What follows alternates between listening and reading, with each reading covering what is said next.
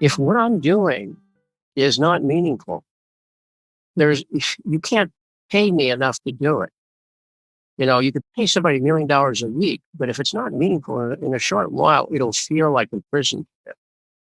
It'll feel like you're not getting paid enough.